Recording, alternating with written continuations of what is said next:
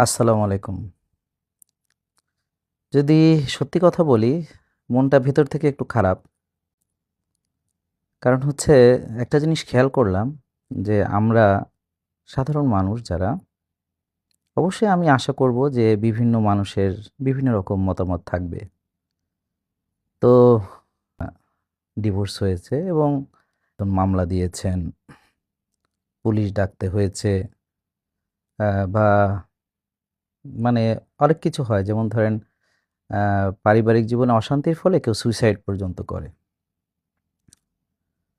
তো উনারা শান্তিপূর্ণভাবে সিদ্ধান্ত নিয়ে ম্যাচিউরড একটা সিদ্ধান্ত, পরস্পরের প্রতি সম্মান রেখে, নিজেদের আত্মসম্মান বজায় রেখে, আগে নিজেরাই ঘোষণা দিয়েছেন যে, "আপনারা অন্য কারো থেকে জানার আগে আমরাই আপনাকে জানালাম।"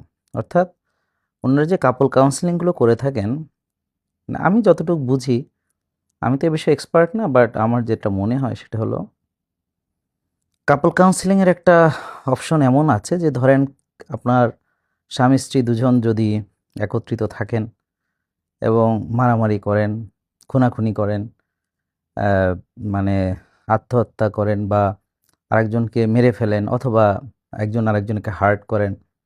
এর চেয়ে বরং সম্মানজনকভাবে আলাদা থাকাটাই তো উচিত, তাই না?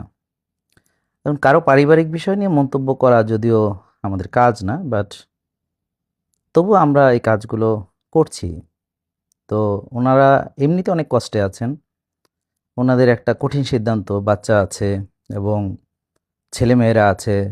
আমি যতটুকু জানি কোনো মেয়ে তার সংসার ফেলে, সন্তান ফেলে, হ্যাঁ? বা মানে ডিভোর্স নিতে খুবই চায় না।